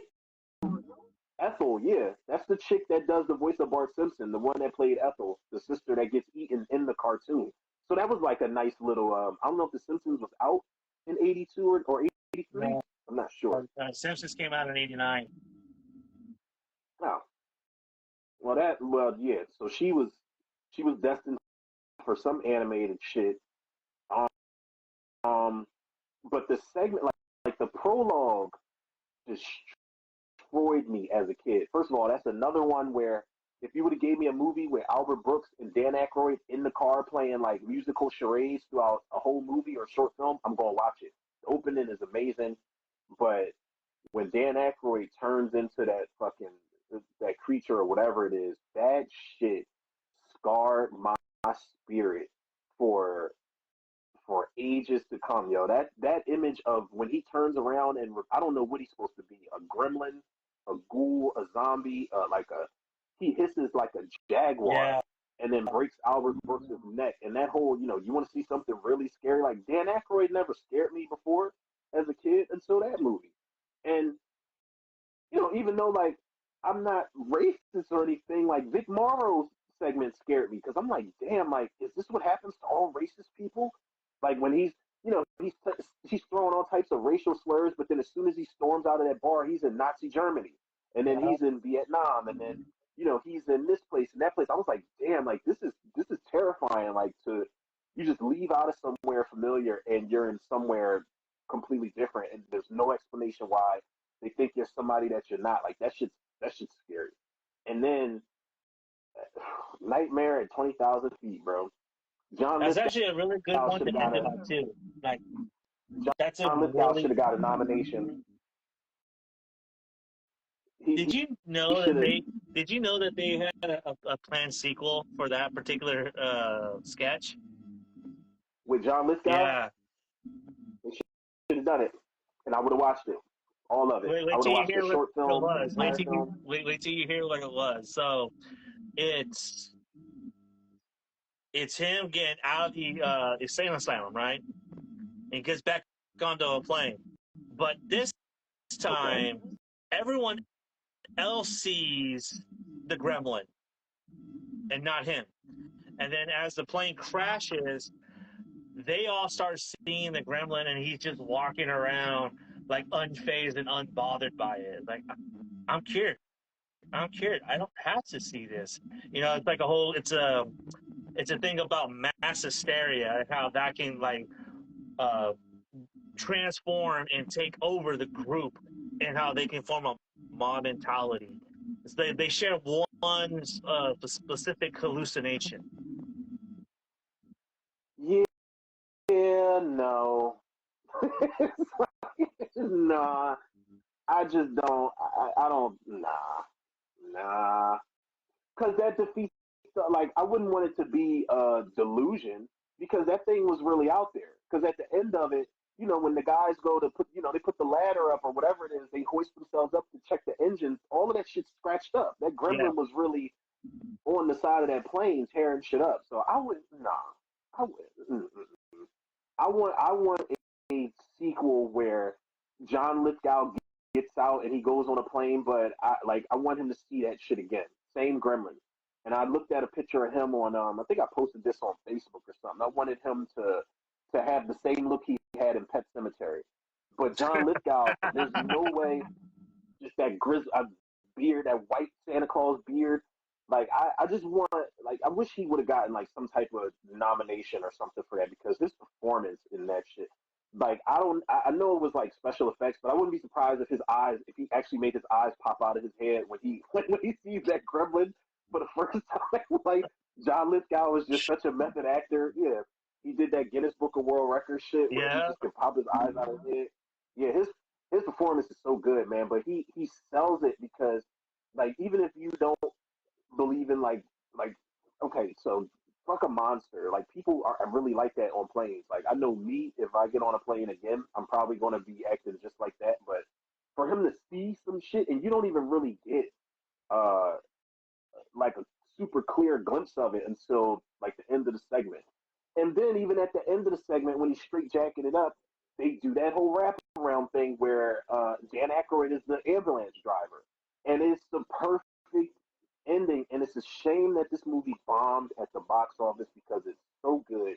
And every segment is different. There isn't a segment that really feels like anything else. And Creighton Duke was in it. I wish they had him in an actual role. Like Creighton Duke was in the segment where the racist guy was in there, Vic Morrow. Creighton Duke's the dude that turns around and he's like, "Have you got a problem? Tell us." Like, yeah, he's in there. No bullshit, bro. Look it up. He's in there. He's like, "I really don't care what you gentlemen bar think as long as we don't have to listen to it." Because remember, it's him and three other black guys sitting while the dude is spouting off all these like racial slurs and shit at the table, and leave it up to Creighton Duke in his early years, man. It could be a prequel. It could be in the same universe as Jason Goes to Hell. Creighton Duke was just out for a drink in 1983. That would actually explain where he's been at for 9 goddamn sequels and then just popped up like, yeah, I'm going to take down Jason. Whole nother topic for a different time. I'm not even going to start. I'm not going to start my jargon. I'm not going to do it. Oh shit. Okay. I'm gonna let that slide. I'm gonna let that slide because that's gonna be like a whole other hour-long debate right there. But we can just do a watch along. We can do a watch along and break down Jason Goes to Hell piece by piece because I never mind watching the movie. It just gets on my fucking nerves. Oh, you know what? I'm down for that. That'd be fun. Yeah, we have to do. We got to find the unrated version. I have the unrated version. That unrated version goes hard with the special effects. Because that scene is insane, bro. Oh god, and when you watch the R-rated version, it just doesn't. It doesn't do what that unrated version does. Yeah. No, the unrated version was the version I saw, the first one I saw when I was a kid. Like when I first was introduced to that movie, like he stabs her and then he lifts that shit up. Ooh, K and B, yo. Oh man. K and B. We need to get K and B on the show too. As if they're still around. Well, Greg Nicotero just spoke at John Carpenter's his star ceremony. Yeah. They're not together anymore. They still got like K&B Studios, but they're all doing like different projects and shit. I think Robert Kurtzman is still directing, if I'm not mistaken. Yeah, Nicotero's really heavily behind the Walking Dead TV show right now. Yes. Which I am surprised that show is still on the air. How? Look, man, I just saw that I think they got season 2 of the Maggie and Negan one. I haven't watched it. I was surprised that I got fatigued with The Walking Dead because I'm like, yeah, man, I'm gonna watch the spinoffs and this, that, and the other. And then I made it through the Rick and Michonne, the ones who live. I had to watch that, but I was like, damn, with the Daryl shit, like Daryl's in France, and I don't know who these characters are. With Maggie and Negan, they're still talking about shit that happened in the other series. I was like, I'll get to it when I get to it. I just can't right now. Can't do it. Can't do it, man. Yeah, I couldn't invest into The Walking Dead. I was like, nah, I'm good, man. So my number one is, like I said, it was a tie between Tales from the Hood and Trick or Treat. We talked about Tales from the Hood, but I do like Trick or Treat because it is a different way to approach an anthology setting with interconnecting stories, and I think they did it very well. Movie not waste time. It's full throttle all the way, and they all tie up very nicely at the very end. So, Trick or Treat is a go-to for me on Halloween night. That is a movie that I always watch at midnight on Halloween because it just feels right at that time. Yeah. Michael Dougherty is the director, Yeah. right? Of Trick or Treat. Yeah, he nailed it, man. Like as far as like just making that shit have a good Halloween atmosphere to it. Like he did it so well, and it's kind of like it goes hard, but it's kid friendly with horror movies. Like if you want to introduce kids to the horror, then it's not really a bad choice of a movie. Like overall, You because it's would not have really to skip anything the in there. werewolf scene though. What happened with the werewolves? Oh, The girls when get they take naked. their shit off, yeah, they get naked and they oh god, they're basically like they like scratching their backs and tearing their fucking skin off. Yeah. And then there's that one part where when they knock on the principal's door, or not the principal but the teacher's door, and she's drunk, and then you see somebody in the background dancing Yeah. dressed like a hot dog, and he's like, yeah, I just saw a hot dog butt fucking a pig. It's like, yeah, that shit is. It's like I wish that whoever made the fucking Goosebumps movie would have took notes from Trick or Treat on how these kids should handle this weird shit that's happening to them. Like, Yeah. but I don't know. And those kids were assholes in Trick or Treat. Every last one of them. I hated except for Rhonda. I liked her. She was great at Rhonda was carving cool, pumpkins. man. Yeah, she's the one I would have been friends with for sure. Yeah, But Rhonda all the got rest a of the raw kids, deal, I'm like, man. fuck. And all those other kids got what they deserve. So Yeah, they did. I didn't feel bad for them. I almost felt bad for them when the girl ran up and she was trying to tell Schrader. She's like, Schrader, we gotta go. There's somebody down here, and he's like, what? I don't know what's going on. yeah. And then after that, I'm like, nah, because y'all played a really cruel prank on that girl, and I'm like, fuck y'all. Whatever. It is what it is. And it be. Yeah, and also had a really strong opening with Sam. I thought that was a really strong opening as well. The ending with the bus driver, I thought was really effective. Oh man, that was so good, man. I forgot all about the fucking Brian Cox from X-Men 2.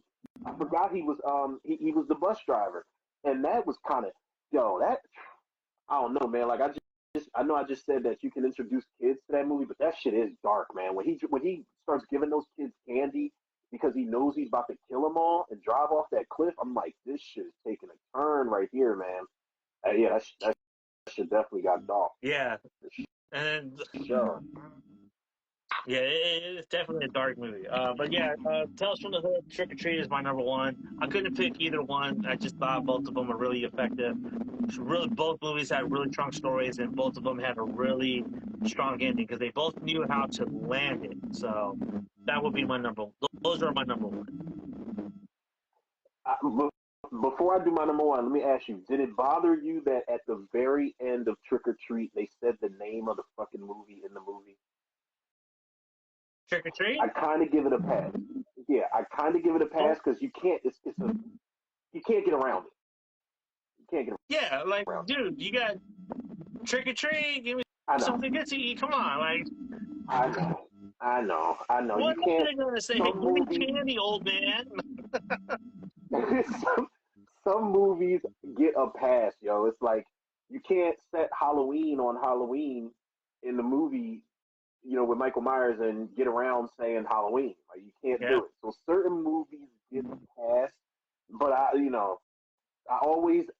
always look at the invisible camera like on some office shit when they say the name of the movie in the movie, whether I'm recording, whether I'm just watching it by myself, whatever, off the show. It doesn't matter. I'm just always looking like you have to do that. But it was a nice touch at the end of that movie, them actually using the title because I don't think they say it. Do they say it throughout the course of the whole movie? Or do they wait only when the kids are trick or treating? Up until that point, they don't. Once the kids leave the neighborhood, they don't say trick or treat no more, until the ending, where the dead kids come in to the bus driver. Yeah, and I'm curious to see what he's going to do with this sequel if he ever gets it made, because he said that Sam has got a formidable foe this time around, and I'm like, well, I don't know what direction we're going in. We already see what the fuck they're doing with Megan, so maybe he's waiting to see Megan come out, and he's like, this is what we're gonna have Super Sam. You know, he's gonna be the Super Pumpkin Slayer or whatever the fuck. I don't know. I am not going to lie. I am intrigued seeing Megan 2.0. I am intrigued. I'm like, okay, let's see. We're gonna get like RoboCop 2. Is that what we getting? I'm with it. Let's go. Listen, I that was one of the most so far surprising trailers that I have seen all year. So far this year, I did not expect Blumhouse to swing for the fences like that, and I'm like, okay, this is the type of shit I want Blumhouse to do with their not just their movies but their sequels. Bump this shit up, man.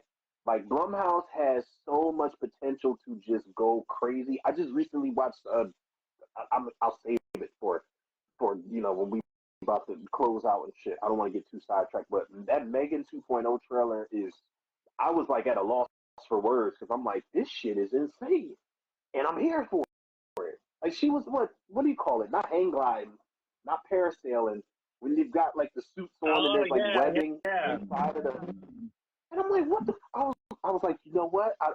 Megan and the other doll look like they're playing laser tag. The other doll looks like Elizabeth Olsen, and they're taller. Than I said, whatever. I said, all right, cool. This is what we're doing. Well, you know why they Y'all did got that? Because she had a growth spurt, so they had to make it taller. the actress. Yeah. Oh, so they kind of like had to weave that into Yeah. that was clever. Jason Blum, that's clever, Trevor. Which is I why she's like, see. hey, just make me taller, and then boom, like she had a growth spurt. Hell, fucking tall now. Yeah, man. I'm with it. What's your number one?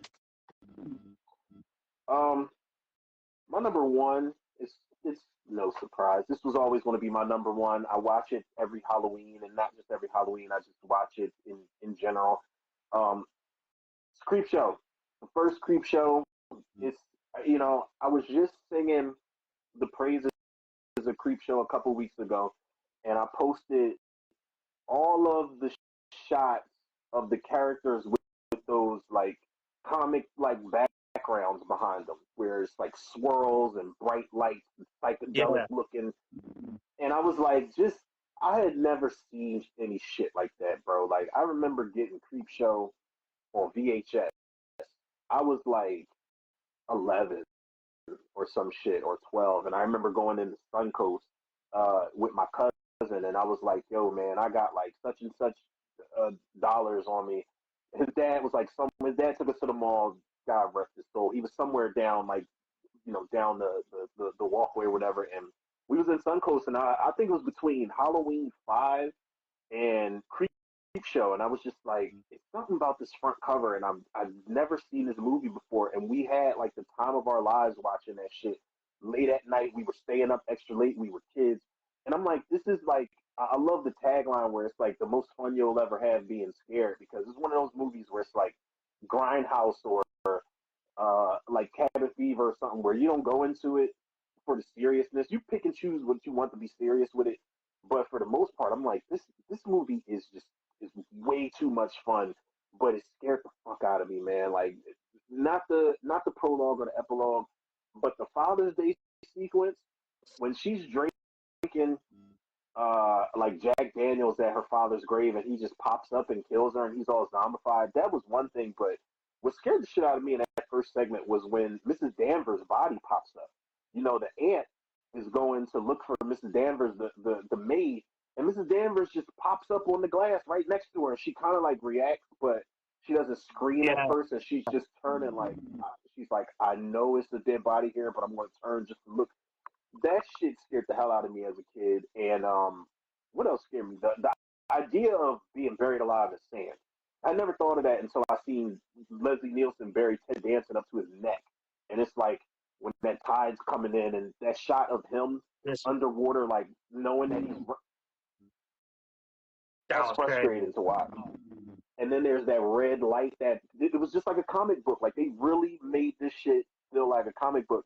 I can see where you say it's way too many segments. If it's one I had to take out of there, and I do like it, I think I would take out the lonesome death of Jordy Verrill. Like I like Stephen King when he acts sometimes, but I don't know. It's just like it's fun. It's sad. Like it's like a tragedy of the bunch. But if you had to take one out of there, I would take that one out. Where he's just take that one out and the Space Age one too. The one with the roaches. Honestly, I think those two need to go. With E.G. Marshall. Yeah. I didn't mind that one because he was a piece of shit, and he was he knew that he was responsible for somebody's suicide in that movie. Yeah. And he still didn't give a fuck. Like he was on the phone with the dude's widow, and he's just like, well, I don't give a shit. What do you want from me? And he got his comeuppance, but that, it was so nasty. And Tom Atkins, that was like one of the first movies that made me probably the only movie that made me dislike Tom Atkins. When he was the dad slapping his son around and shit, and he just chumped his son at the end. Tom Savini popped up because he did the effects for it. I was about to say he popped up as the trash guy. That's the second one.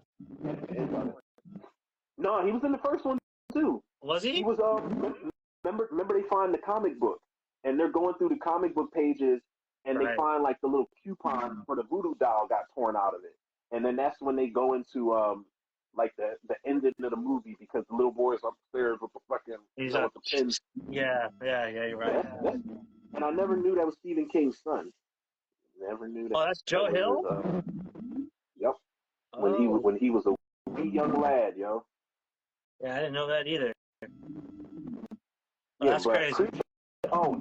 And what's the name? I think like I do love Creepshow 2, but I think I like the cast better on Creepshow 1. Like fucking like Ed Harris, Vivica Lindfors, Stephen King, Ted Danson, Galen Ross. It took me decades to realize the chick who's buried up her neck in sand is the chick from Dawn of the Dead. So that's George A. Romero, putting his familiars in this movie. Ed Harris, he worked with Ed Harris on Knight Rider. I don't know if that was before or it was after. Or after Creepshow. His Knight Rider came out and then and Adrienne Barbeau, like she's just such a bitch in that movie, man. But her acting is so good, and that whole crate segment fucked me up. Like I still don't know what Fluffy. I be trying to listen to the commentary with Tom Savini and George Romero. I don't know what Fluffy is. Like, is he a monster? Is he a gorilla? Is he like an alien? I don't know what he's supposed to be. I don't know. Like, just thinking about him popping out, and then it reminded me of like a fucking cartoon, like one of the cartoons from Beetlejuice, like one of those monsters. The way he's just like shaped. I'm like, oh man. Yeah, and that poor bastard, that dude, like he's like, I see something shiny. It looks like a couple of emeralds. It's like you're dumb. You're just dumb, sir. I've never seen emeralds blink before, like and squint. Like nah, dog. And that thing just kept eating people. And I think all of them, they didn't set all of them up for a sequel, but the crate they set up for a sequel because Fluffy escapes he escapes that crate at the end of it when they drop it in the water. Yeah. I'm pretty sure there's it's supposed to be a spin-off with him. With Fluffy, like, I would not mind. They actually sell his. My number one, Creepshow. That is just Creepshow's like mandatory. If I'm watching anthologies, like I'm always gonna stack Creepshow up against some shit. I don't know what the fuck is going on. No. All right. So what was the movie that you were talking about before you didn't want to get on a tangent? We're talking about Megan. We're talking about Megan 2. It was a Blumhouse movie. I was saying this is what I wanted Blumhouse to do. Like with Megan, I was like, yeah, Blumhouse has so much potential to be this and be that. Because I had recently, like 2 days ago, my uncle had put on Speak No Evil. And the whole time I'm asking him, I was like, is this an A24 movie? Because this is like super uncomfortable and awkward. And he was like, don't even look it up. He's like, let's just watch it. So like midway through the movie, I looked it up anyway, and I was like, Blumhouse put this out? I said, I am impressed. I am impressed. That movie was actually really good. It was. And I did not expect that movie to be that good, but it was just frustrating as fuck to get through because I'm like, there's no way I'm doing all of that. Like you're not. And I asked my uncle, I was like, is James McAvoy following them? He's like, no, he's luring them. And I was like, he damn sure is. And then they had that moment where they're like, why are you doing this? And he's like, because you let us. And I'm like, yep, he's not wrong. Yeah. You guys are. That's also funny game shit, bro. That's also funny game shit. When he said, because you let us. Somebody just told me to watch Funny Games, the original one, because I looked online. One of my Facebook friends, she asked me. We were talking about the original Speak No Evil, and I was like, I don't even know if I want to watch it because I love this remake so much. But she was like, "Have you ever seen Funny Games?" And she sent me like the IMDb page on it, and I was like, "It sounds like the same premise, but I will watch the original first because I haven't seen either one. I haven't seen the remake or the So, you know." unpopular opinion, I would think you would want to watch the one with Naomi Watts instead. And I saw that it was her and Tim who else is Roth who's the guy and Michael Pitt. Tim Roth. I was like, oh shit. I said that's hard to stay away from. Yeah, that's a gut punch of a movie. That's a gut punch of a movie.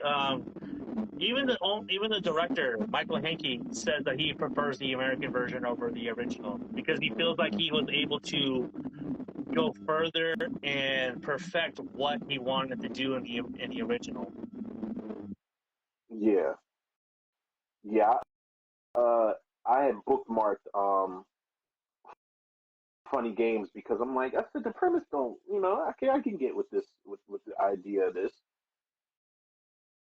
But yeah, he definitely said, yeah, we did this because you let us, and it's like yeah, I don't, y'all are spineless, stupid parents, and the little girl, I had asked my uncle, I was like, did Sigourney Weaver start the whole trope of, oh no, I can't leave because I got to go back for something? Like, did she start that with the whole cat thing? Because when that little girl, they were already out of there, and that little girl was like, where's Hoppy? Like, she starts scratching her arm. She's like, I can't leave without Hoppy. I was like, listen, I would. I'm Yeah. glad my daughter watches horror movies, bro, because I would have told my daughter, like, listen, we're not turning this car around, So it ain't no, we don't even need to have a conversation right now. There's no way. Then they went back to get the fucking bunny again after they went back to get it the first time. And the first time they went back to get it, they were lured in again because he's like, yep. Well, why would you guys leave?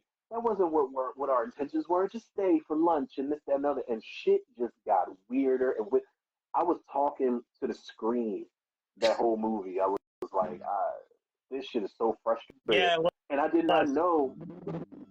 It took me a long time to realize that was the chick from Terminator Dark Fate. She's good in that movie. I will never talk shit about her acting again. Ever. Mackenzie Davis. Oh, yeah, right. She was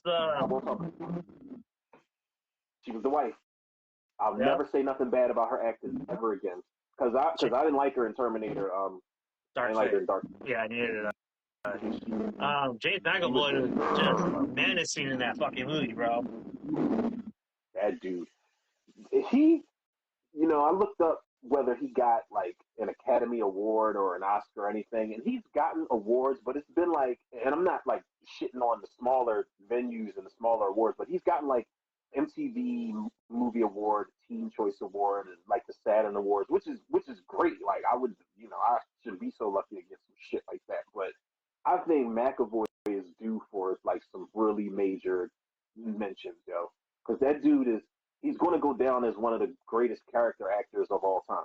Yeah, he's the shit. If he keeps on with the fucking genre, the little genre run that he's on, I don't know if he's gonna get there though.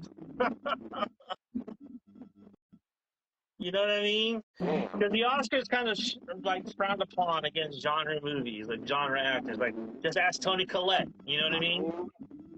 I mean, Demi Moore might have broke some doors and windows open for this shit though.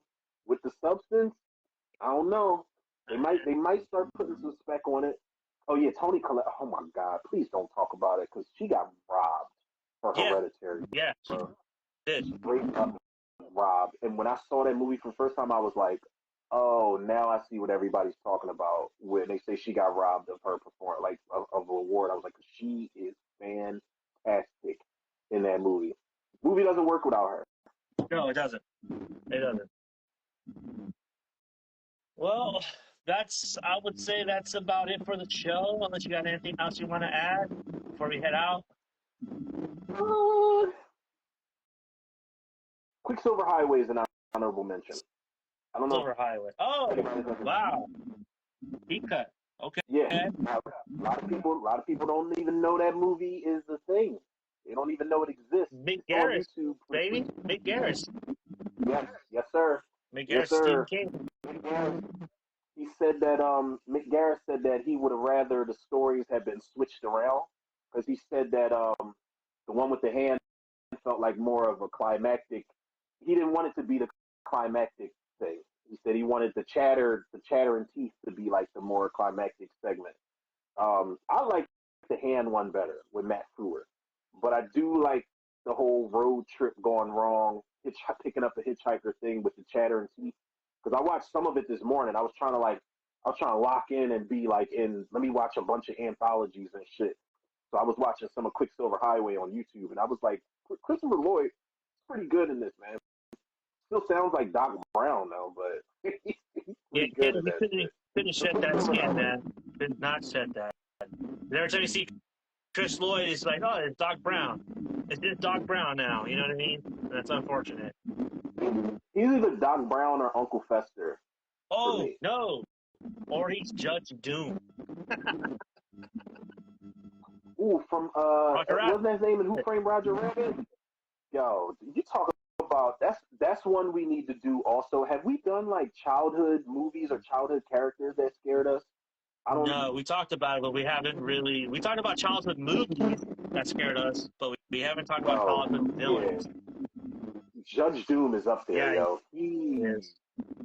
When he came back, like when his eyes changed and shit, he said with you saw like that little screech voice on top of that. Oh God. Yeah, that was terrifying, yo. That's like, I'm glad they didn't do like that sequel. Oh, no, it was a prequel that they were going to do for Who Framed Roger Rabbit, and it was going to be how Roger met Jessica Rabbit and the Nazis kidnapped her and shit, and were making her do broadcasts and all this shit. Yeah, bro. I kid you not, yo. I kid you not. It wasn't going to be Eddie Valiant. I don't think it was. It was going to be a whole nother character, and they were going to have a lot of cartoon characters pop up in this one. Like the idea of it was kind of cool, but I'm like, we didn't. I'm glad we didn't do this. I'm glad we did not. That sounds crazy.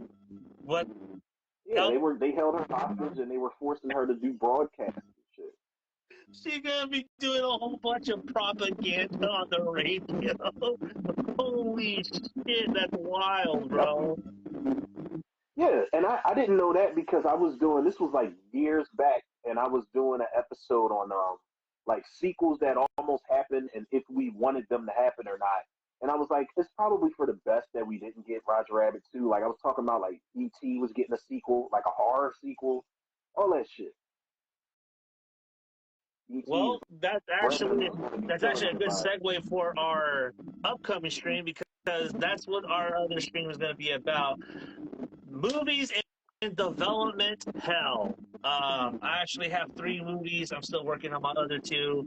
We talked about James Cameron, who was attached to one of the movies that I'm going to be bringing up on the 29th. James Cameron? Yeah. It was supposedly attached to this movie that I'm going to be talking about, but I need to confirm this before I can. I want to know what this is, man. And you know what? I think I'm gonna do that tonight. I'm gonna like tweak my list. I gotta tweak my list anyway because the Killer Clowns are getting a remake. They were. Yeah, me too. Originally Happy Death Day to Us is now officially greenlit, so I'm gonna have to take that one off the list. Yep. So, but we got some time to do it. Yeah. And I did see that too. I meant to bring that up and tell you about that, but you had already seen it. I'm glad that Happy Death Day 3 is happening because Tree's character deserves a trilogy. Like, she's a bitchy character, but I love what they did. I didn't think it was going to be a good movie. And the sequel was almost as fun as the first one. They did some different shit with it. And I was like, I can appreciate that. Let's just get this third movie And off. the post-credit scene at the end, man, like I really hope they can pay that off in the third one. Like, that's what I want. Like, I want to. Don't glaze over it, man. Like, and you got to get Christopher Landon back. He has to come back. Yeah. Well, no, he's coming back. He is coming back. It's already been confirmed. Him and Jessica Rose had broken the news at a convention that they were at recently. The only way I won't get mad if he doesn't come back is if he doesn't do that movie to do the Arachnophobia remake that he originally was supposed to do. I know a lot of people don't want it, but I was like, this guy understands horror and humor like in a way that so much so that I was when he was directing Scream 7, I was like, yeah. I said he's the guy. Yeah. He understands a balance. You might have to push the horror a little bit more, but he gets it. And I think it's no more evident in his new movie Drop, because I watched Drop and I thought it was actually a really good movie. At first I thought I was going to be in some shit after that dramatic 90s thriller credit scene. It reminded me of a Lifetime movie with all these things just breaking. Like, oh god. But the movie, what is Drop about? It's about a woman who survived an abusive relationship, goes on a blind date, and gets blackmailed into killing her own date or her blind date. Wait, who the fuck is in this movie, yo? Because I've been seeing people talk about it, but you know how I am, bro. Like when people are just, this is the greatest movie of all. I'm like, all right. But I wouldn't say it was great, but I will say it was fun. It was it walked a really fine line of being thrilling and fun. So, and it's like, you ever watched the movie Nick of Time? Years ago, with was Johnny Depp in that movie? It's basically kind of like a real time thriller. So everything's happening in real time. Yeah, I don't recognize any of these cast members. I mean, which is fine. I just saw one girl fly out the window in the trailer, and I just scrolled up because I don't want to see no more. If I do watch this, I want to go into it blind. I've been looking for a movie. I've realized I haven't done a commentary, bro, since February fucking 24th. Like I gotta get the monkey off my back, get one of these bitches done. Maybe it'll be Drop. I don't know. Would that be Drop would be a fun one to do. Just let me do a commentary, get the monkey off my back, have some fun with it. Or a Working Man. Oh no, Den of Thieves 2, bro. Yeah, I haven't seen that one either. That's on my list. Yep. Yeah, that hit Netflix like last week. I was gonna watch that either tonight or tomorrow. Oh yeah, the ending got ruined for me, but I kinda called it, but the ending still got ruined for me. I'm like, fucking serious? You guys just couldn't wait like a month? Hate people on TikTok sometimes. Yeah, man, because there's like no confidentiality, man. Like they're leaking, and I'm a part of the problem too because I reposted it. And I don't know if it's real or not, but it was a picture that supposedly is Robert Downey Jr. in doing a screen test as Doctor Doom, and I was like, if this is the real look that he's got in the movie, I was like, I'm kind of buying it. I said I'm liking it, and then they dropped the picture, which is supposed to be Lobo behind the scenes of the Supergirl movie. But yeah, but the full blown spoilers, I'm like, all right, man. Like just have some fucking, have some common courtesy. Exactly, people out there, man. Not everyone can go to these conventions or like get like news drops that quickly, people. Yeah. We'll get there soon, but until then. Yeah, I don't have no connections out there, and I ain't fucking none of the people that work at the conventions either. So I don't have no inside sources. I don't have the drop on them. I don't know. I'm not saying that that's what people be doing, but I'm just saying y'all be having a little too much information out there sometimes, more than y'all should have. Yeah. They give some information to the wrong people. That's all I'm saying. There's no shade to anybody out there. Brother man. Well, that was it. It was always a pleasure. This was fun. Yeah, this was, So back on the this was 29th, Development Hell. That's going to be fun. That's Tuesday. I got the 22nd written down. Look at me about to Well, fuck something up. that was the prior schedule until we missed last week. All right, so I got us for the 29th for the Development Hell. I got it. Damn, I might just redo my whole list to be honest, because little by little, the shit that we've been talking about that's kind of in Development Hell, even like the shit we was talking about on Instagram, we're getting news for Yeah. these, man. Like these are getting, new breaths of life put back into them, yo. Like the Goonies 2 was going to be on my list at some point in time a while ago, and then they announced that. That Gremlins was 3 announced like was what, a month ago? Yep, Gremlins 3. They're moving forward with Gremlins 3. I got to take them off there. I was like, well, where the Gremlins at? Wait. Are we sure about Gremlins 3? Because I thought that was fake. Yep. Gremlins 3 it's a go, yo. I think the news dropped either today or yesterday that it's officially on. I think they might have release dates for it. Somebody was like, they should put Jenna Ortega in Gremlins 3. I'm like, No. let's not go too far. I love Jenna Ortega, but let's not go too far now. Because her and Beetlejuice too, I was like, baby girl, this. I don't buy that this ain't your Ryan's daughter. Well, they're gonna have, if they have Zach Gilligan, Phoebe Cates back in the movie, they're gonna probably have kids if they're still together. But Jenna Ortega, like we can get somebody else. Yeah. You know what I'm saying? There's plenty of other actresses that can play the kid of them two characters. If so, my thing is Howie Mandel coming back as Gizmo. I don't think that's a make or break thing. Anybody can really do that voice, but it'd be nice to get him involved. But it would be like yeah. So who do y'all want? Again, this is the awkward moment where it's just us on the stream, people. But who do y'all want for Gremlins 3? I can't even find the fucking release date. Maybe I just made it up. I don't know. Whoever the hell is watching, I can't even see if anybody is even watching. It won't show up. But hopefully Johnny edits this part out. Because again, when he leaves this, it sounds like I'm, McCready from The Thing. It sounds like I'm doing my memoirs. Yeah, I was just telling them, like, when you leave like that, it sounds like, you remember how McCready was on that tape recorder? He's like, I'm gonna hide this tape and finish. And we're all very tired. Like, he's doing his captain's log shit.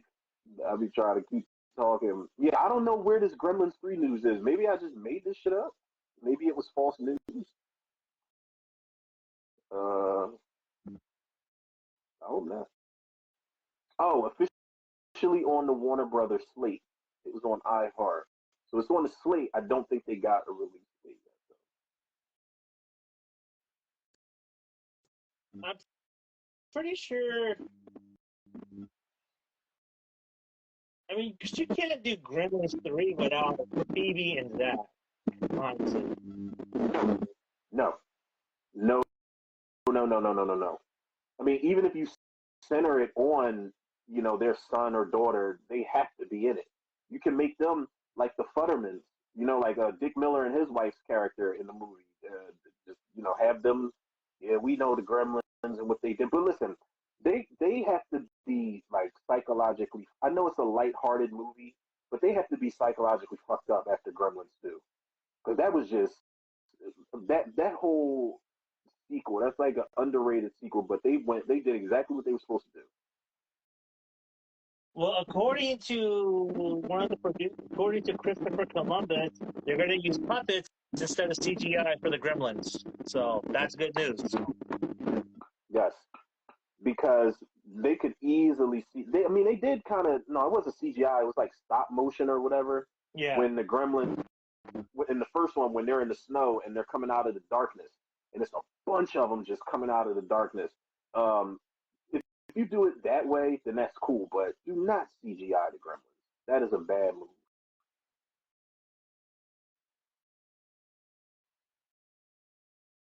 Very, very, very bad move.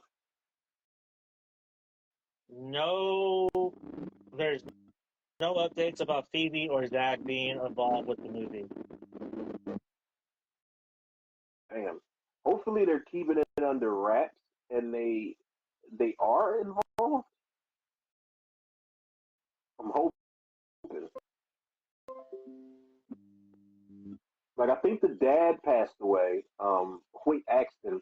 I know Dick Miller passed away. The mom, I'm not so sure, but you can bring, the main two characters you gotta have in there. Gizmo, you gotta have in there.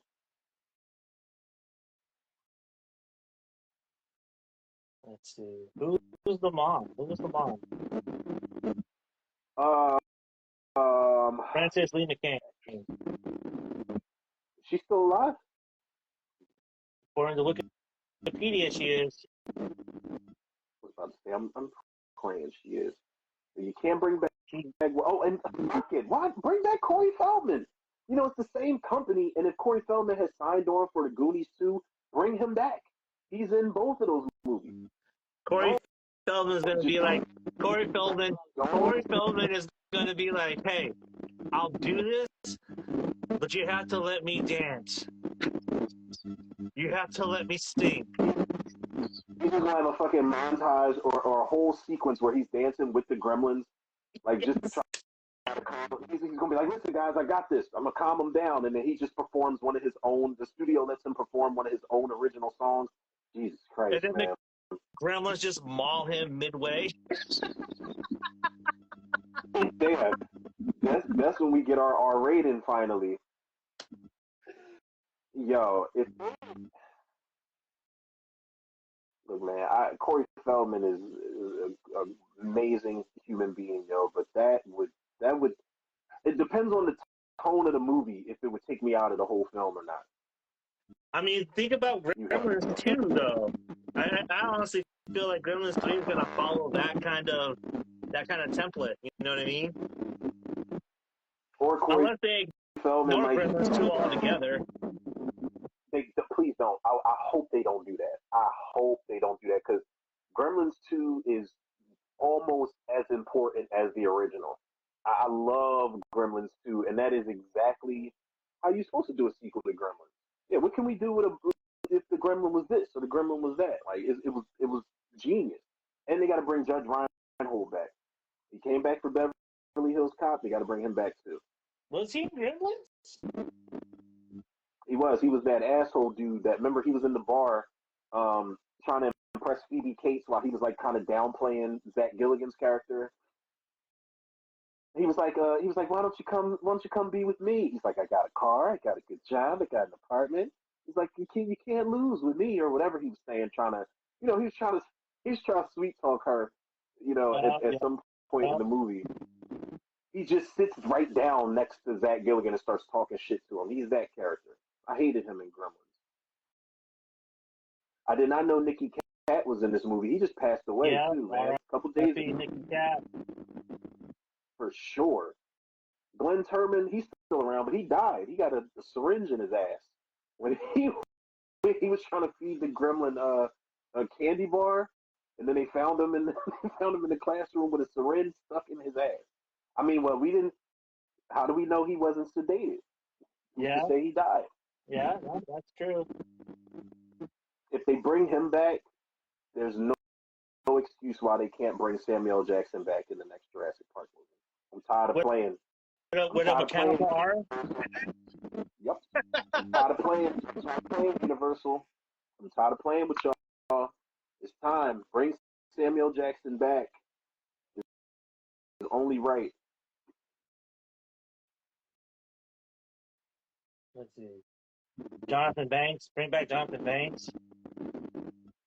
Which one was that? He was Deputy Ben. Is he still alive? Movies.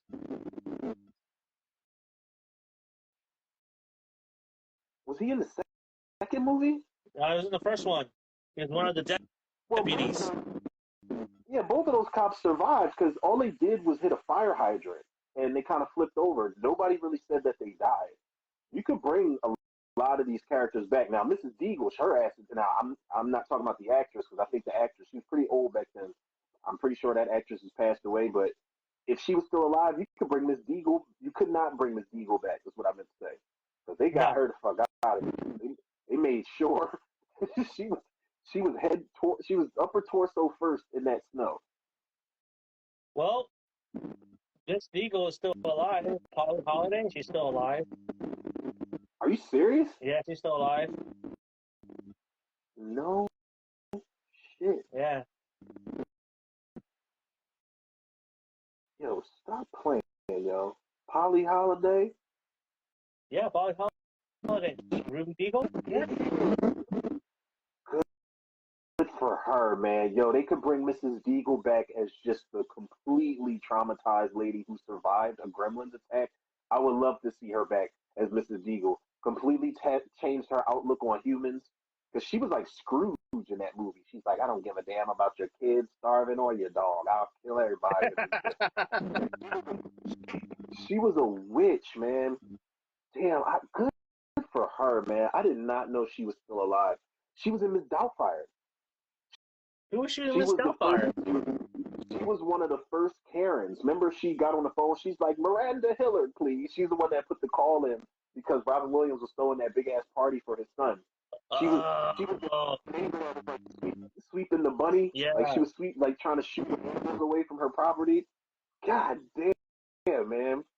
This lady was in some classics. She was in the Parent Trap, the Parent Trap remake. She was in. She wasn't in a whole lot of movies. No, with Lindsay Lohan. Wait, is it Olsen or Lindsay? Oh no, you thinking of with I was about to say with the Lohan twins, with Lindsay Lohan, but you're thinking of It Takes Two. That was dope too. I love that. That was my shit, man. I don't know what it is about Kirstie Alley. Rest in peace, child to her. God damn, man, we've been losing some pioneers, man. I always wanted them to do like if Kirstie Alley and John Travolta would have came back. I wanted them to just call it Look Who's Talking Back. Just do it. Just do it, man. Make it rated R. Have these kids talking like the South Park kids throughout the whole movie. Call that shit Look Who's Talking Back.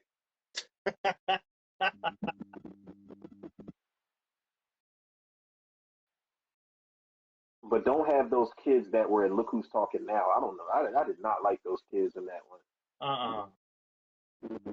Like that kid from what was he? The kid from Seventh Heaven. I can't stand his ass. I don't like him.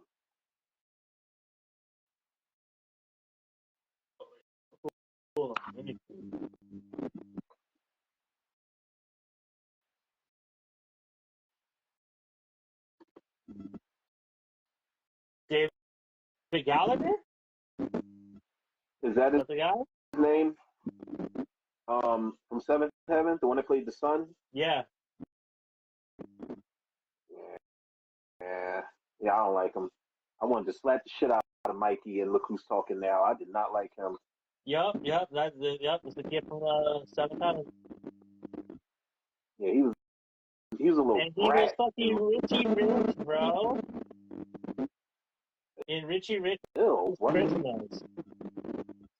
Oh, that shit probably went straight to like ABC or Lifetime, right along with Home Alone 12. Fuck out of here. Richie Rich's Christmas. Wait, hold on, man. Who the fuck wanted that sequel? Shit, man. Yo, this looks demonic, bro. He looks like one of the fucking Village of the Damned kids in this picture as Richie Rich. Yeah. He's just missing the white hair and the glossy eyes. Yep. Ew. Like, what is up with this cast, man? I love Eugene Levy, but him as Professor Keenbean? What? Michelle Trachtenberg's in there, though. Oh, man. God damn. Yeah, man. We've been losing some pioneers. I got to put Harriet the Spy on my list. Ew, Richie Rich's Christmas wish. Fuck off. They said, what's Macaulay doing? Let's get him on the, let's get him in this movie. They're like, Macaulay is, we can't afford him in 19. Yeah.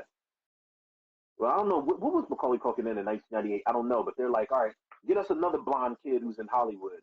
Let's get the kid from Look Who's Talking. They probably thought they had a hit. No.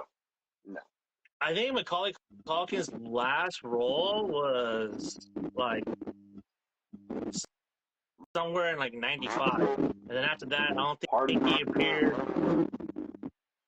I don't think he appeared till about like 2007 in a movie called Party Monster. That was it. Party Monster. Let's see. Yep, 2003. Damn, Richie Rich was in '94, and then '95 he did the black and white video, Sonic Youth Sunday music video in '98. God damn, yo, he took a lot of time off, yo. Yeah. He probably could afford to, but I think that was around the time when he was going through like, he was his own shit. he was going through a lot of shit. And then I remember everybody went crazy. Remember that when he did that Drivers short where he was inside of the lift and he was like smoking a cigarette, talking about like the Home Alone events and shit. He was like, "How could they leave me home alone?" And then it was like they put like a little spin on it. It's good to still see Macaulay Culkin like around and active. And I just listened to I found on YouTube, it's the commentary with him and Chris Columbus for Home Alone, and he's cursing and shit. I'm just like, damn, Macaulay Culkin, he curses? What, like, I'm still thinking he's what like, was he? Is he like an adult?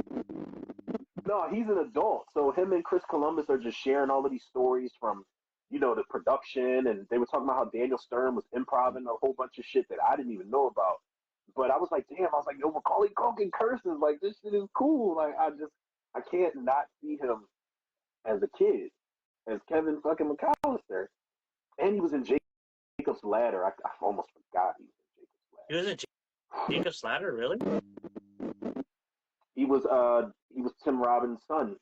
Remember, he was having dreams and seeing visions of his son, and his son had passed away. Remember, he kept looking at the pictures and all that. Never seen Jacob's Ladder.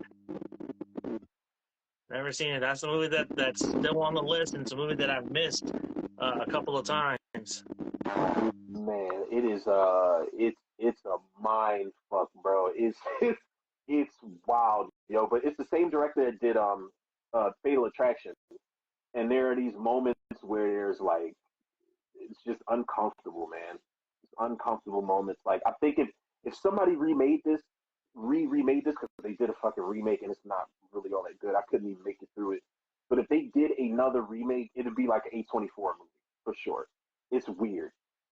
But it's like the whole time you're watching it, you're like, did I just fucking see like what I thought I saw? And it's like Jacob is going through it in that movie, yo. He's like a war veteran. He's got PTSD. Another RIP, Elizabeth Pena plays his girlfriend. She is spicy quesadilla in that fucking movie, man. She's just like, there's scenes where she's just walking around topless or just, nightgown open. She don't give a fuck. And she was in her prime in that movie. Ving Rhames is in there. And he's not in it a lot, but Ving Rhames pops up in the movie. The guy that's playing Clark Kent's dad in the new Superman in Identity, remember his eyes were like going left and right. He was like the John Q. He's in there playing a weird character. Yeah, it's a wild one, yo. It's one of them ones where I'm not saying you really gotta pay super attention to it and follow clues, but everything you see, you're just like, is he imagining this or is this shit like? Is it like real or is it not? Is it a dream? Yeah. And he don't even know. And then it's at one point in the movie where it's like, is everybody else in on this shit except for him? Like, you don't know whether you could trust the characters around Jacob or not. So it's wild. It's a wild journey for that guy, that Jacob. I'm trying to tell you, it's good though. Pretty solid. I'm gonna have to watch that movie. I'm gonna see if it's on Prime or not. That shit is it's pretty good, man. I'm telling you. right. Well, that wraps up for RNZ Live for this week. We'll be back on the 29th. And again, the development hell. It's going to be fun. Also, questions, comments, concerns, people, send them in. Pretty sure we won't give a shit, but we'll try to answer them anyway. No, I'm just joking. We love y'all and we appreciate all of y'all for sure. And everybody that tuned in and everybody that chimed in, everybody that likes and comments and subscribes and shit is starting to sound like an actual YouTuber now. I don't know how I feel about that. But yeah, we appreciate y'all, man. Yep. Every time we do it, for sure. But yeah, Till then, we'll see you then. All right, man. I'll talk to you later.